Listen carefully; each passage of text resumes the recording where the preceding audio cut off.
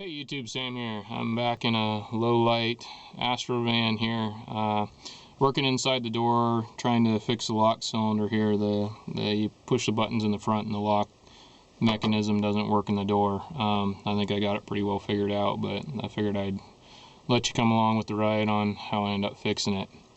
A little background, my door would not open at all.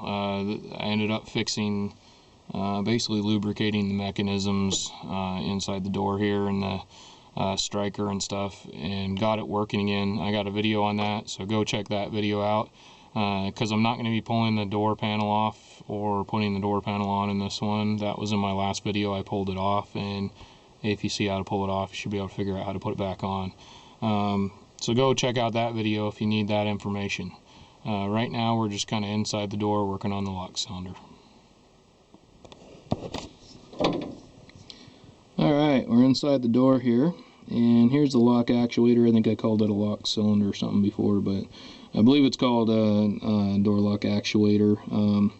I'll have the technical term in the name of the video. I'm not sure exactly if that's what it is, but it's just right inside the door, right in the almost dead middle center of the door here. All I got is a flashlight, so bear with me as far as light, but right behind this panel here, right behind that is the actual mechanism here for the electric door locks.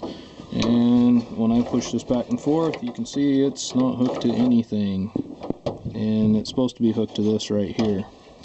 And what has happened is, hopefully I can get it in better light, there we go, there is right here, this black piece here is broken. You can see there's a piece right there that's missing, and so it'll lock, I believe, I don't know, it'll go one way, but as soon as you go the other way, that piece right here, this light's, sorry, this piece right here pops out. It's got like a little arm down here, so I need to see if I can either get this part like at a parts place. I don't know if I can get it at like used from Pull and Save or something like that, but anyhow, I need to figure out how to replace that piece right there, because I'd rather not have to do the whole entire lock mechanism, but I'm not sure if that piece even comes out. It looks like it's a separate piece on the top and bottom there, but I really don't know if that just pops out of there. So I'm going to work on that. I need both hands to do it, and there's definitely not enough room for me, the camera, and the light source to film it. So once I figure that out, I'll get back at you. Alright, here we are out on the counter here. A little bit of light situation, and here's this piece here. It's just a piece of rubber with a hole in it, and it was sitting like that in the door, and this piece right here has broke off the corner, and that's why every time you go this way, here, that'll work, this piece right here, we go down in there, and then as soon as you unlock it or lock it, whatever, I think unlock, it would just pop right out of this broken part here. So what I'm gonna do and see if it'll work, we'll see. If it don't work, I'll make another video that says it don't work, but I'm just gonna flip it around like that and pop it back in there, and hopefully there's enough of this that it'll hold it in, because I don't see that there's a huge difference other than this other little, I don't know, hole thing here. It's not even a hole, it just is like a little divot that's different from this side. So I'm going to go ahead and flip it around, stick that back in, and we'll see if it works. But I noticed that this piece right here seems like it's kind of bent out that way a little bit. So in the interest of not having to hopefully do this again, I got some pliers here, and I'm just going to hook onto that and bend it back. Just kind of carefully bend it, because this piece right here, you got to be careful with. It is just plastic.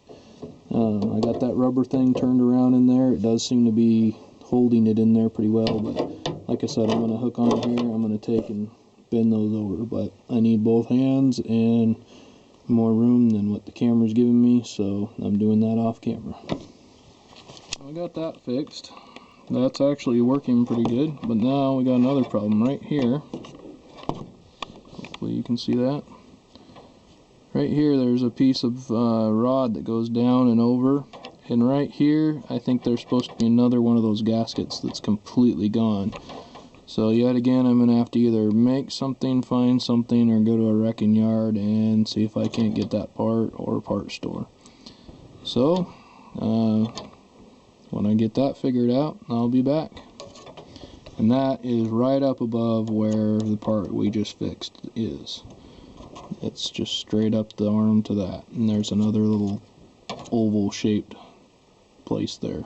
And there's just a rod going through it. So if you're having the same problem, this may be part of it. Alright, well, I've been up a rod just kind of in the interest of showing you what's inside the door. Basically, it goes from the latch mechanism through the door, over and then up through this mechanism where the piece is missing. And then it comes up and it goes that way, goes over to your door lock that you actually physically lock and unlock by hand.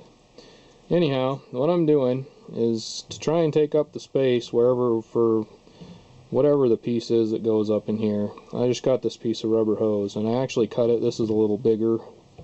Sorry, I'm flipping you off here. This is a little bit bigger of a Z bend. I just kind of bent something up in, but this is about the size, and hopefully it'll rest on the bottom and against the top, and in the middle this will go through and take up that gap. And it shouldn't fall down or up or anything like that, because it is about just pretty snug in there. But what my plan is I cut a hole or a slice in this hose, and I'm just going to take it and put it in through that hole up there, and hopefully bend it around there and have that, and that will take up the gap, which when the mechanism goes back and forth, it should actually physically move the piece that is broken.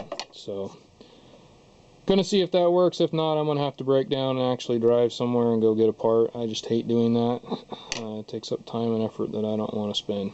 But this probably isn't technically the right way to do it, but if you're in a pinch, I'm thinking this will work just as good, if not better, than what was in there, because obviously what was in there broke and didn't work anyway. So we'll see if this works, and then I'll get back at you. Alright, I don't know if you can see this, but I got that tube in there. In the interest of telling all, I actually had to get a different tube, a smaller diameter hose. And this is just rubber hose that I spliced down the middle, wrapped it around the metal part there like I showed you on the table, and shoved it up through there into the hole. And it is working perfectly fine now. Now, yeah, I don't know how long this will work compared to maybe if I would have went and bought the part for it, but you know, I'm pretty handy. I can pull this door apart again in a few years if I have to.